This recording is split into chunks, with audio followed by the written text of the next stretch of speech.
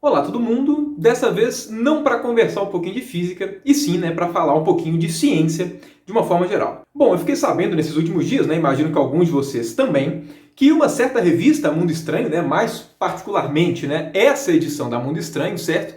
De julho de 2012, que é a edição de pandemia, teria previsto exatamente o coronavírus, certo? Teria previsto exatamente essa pandemia da forma toda como a gente está passando atualmente. Caso você não conheça Mundo Estranho, certo? É uma revista de divulgação científica para um público mais jovem, certo? Eu, particularmente, gostava muito da Mundo Estranho, cheguei a assinar ela por muito tempo da minha vida, por volta de uns 8, 9 anos, certo? É uma revista que eu sempre gostei bastante. Não lembrava dessa edição daqui de epidemias, até ter visto, esses dias a respeito do pessoal revivendo essa edição.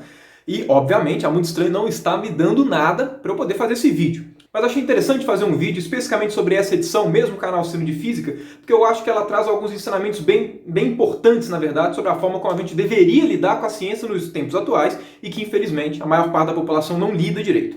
Mas, bom, essa edição daqui, certo? Na parte especificamente de epidemia, porque, claro, a revista tem mais conteúdo do que isso, enfim, comenta aqui um pouquinho, epidemia, o risco invisível, fala um pouquinho, de pandemias que já passaram pela humanidade, depois fala um pouquinho a respeito dos vírus, enfim, muitos deles que tivemos bastante dificuldade de enfrentar ao longo da história, certo? Dá o exemplo da peste bubônica, da varíola, sarampo, cólera, enfim, o ebola. Vai dando alguns exemplos de epidemias que já aconteceram, até que chega um momento bem interessante, e é por conta disso que eu gostaria de fazer esse vídeo, que é a parte que ele chega e faz uma previsão, certo? Que é essa parte daqui, e especificamente o próximo surto. Certo? E aqui chega, nessa parte inicial, a introduçãozinha, o subtítulo, logo depois do título, o próximo surto, ele coloca: montamos, com a ajuda de pesquisadores, o cenário de uma possível pandemia mortal. Acredite, há chances de isso acontecer. E aí a revista aborda aqui uma sequência de 10 pontos, em ordem cronológica, exatamente com a previsão de como poderia ser a próxima pandemia a assolar a humanidade. E um comentário interessante a se fazer aqui, antes de ler esses 10 pontos, é que no final aqui, dessa sessão toda, tem as fontes que eles utilizaram. E dentre a parte da consultoria, as pessoas que eles consultaram, qual o nome que está aqui? Átila Yamarino, certo? Que eu acho que dispensa comentários. Então, bom, vamos ler aqui os 10 pontos da edição de 2012 da Mundo Estranho, ok? Então vamos lá. Primeiro ponto. A Ásia é o ponto de partida. Após várias mutações, um novo vírus surge hospedado em morcegos. As fezes que eles soltam no ar infectam guaxinins. Dos mercados da China, esses animais são levados vivos para serem abatidos em restaurantes. Estressados, eles arranham e mordem os cozinheiros, espalhando o vírus. 2. O vírus adquire a capacidade de ser transmitido de homem para homem via aérea, forma mais fácil de contágio. Além disso, o contágio se dá antes mesmo de um enfermo apresentar os sintomas. Assim, em média, o doente infecta 5 pessoas antes de ter febre, vômito, diarreia, desidratação e falta de ar. Terceiro ponto. O governo chinês envia uma comissão para avaliar a doença misteriosa que acomete alguns vilarejos.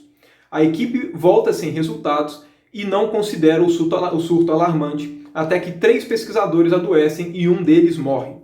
A China não informa a Organização Mundial da Saúde, a OMS, para não demonstrar fragilidade. Quarto ponto. Os sintomas são comuns e a doença só chama atenção quando muita gente começa a morrer na mesma região. Ainda assim, demora para que médicos e enfermeiros percebam a ineficiência dos antibióticos na cura, o que exclui a maioria das bactérias como agente causador. Testes com vírus comuns também dão negativo. Quinto ponto. O governo isola comunidades em que há focos da doença. Ninguém entra na cidade e nenhum doente pode sair. Mas, como a misteriosa enfermidade demora 4 dias para mostrar seus sintomas, muitos doentes saem dos vilarejos sem saber que estão infectados, alastrando a epidemia. Sexto ponto, os doentes viajam de avião para grandes cidades como Hong Kong. O fervilhante centro comercial que atrai gente do mundo todo é um polo de contágio e disseminação. Sem imaginar o risco que correm, pessoas são contaminadas e, ao voltar para seu local de origem, carregam o vírus para todos os continentes.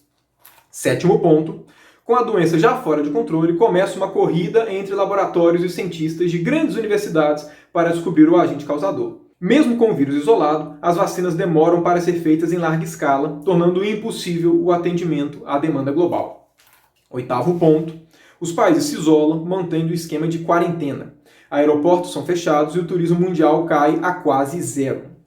A China sofre as piores consequências, com o fluxo de empresários para Hong Kong suspenso, gerando prejuízos de bilhões de dólares e com o boicote de produtos alimentícios vindo da Ásia.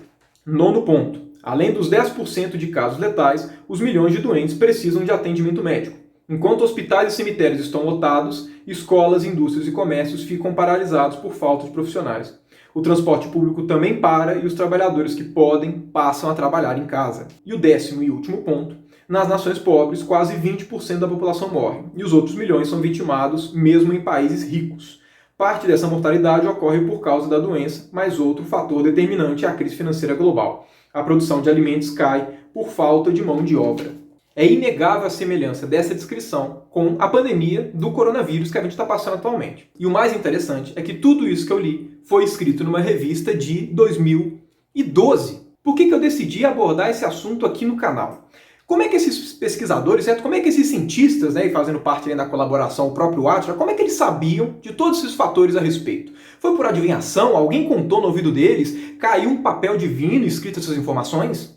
É óbvio que não. Todas essas previsões que eu acabei de ler aqui, certo? Que foi numa revista de quase 10 anos, fazem parte de uma única coisa que se chama ciência. É impressionante que em pleno 2021 ainda existam tantas pessoas que neguem a ciência, mesmo depois dos diversos avanços que ela tem proporcionado pra gente. Essa edição da Mundo Estranho é só um dentre milhões de exemplos que a gente tem atualmente da importância da ciência. E o mais importante, que muitas pessoas têm esquecido, principalmente nessa época de pandemia, é que ciência não é política. A ciência não está nem aí quem está no governo e quem não está nem aí se você é de direita, se você é de esquerda, a ciência não está nem aí para a sua opinião de forma geral. O grande problema aparece quando as pessoas que podem tomar medidas, né, que impactam diretamente a vida de milhares de pessoas, só acreditam na ciência e só dão respaldo para a ciência quando ela diz o que eles querem ouvir. A ciência não está nem aí para o que você quer ouvir ou não, certo? A ciência passa informações independente da sua visão política. E o grande problema surge, como a gente já conseguiu vivenciar de uns tempos para cá, quando a gente começa a tratar ciência como política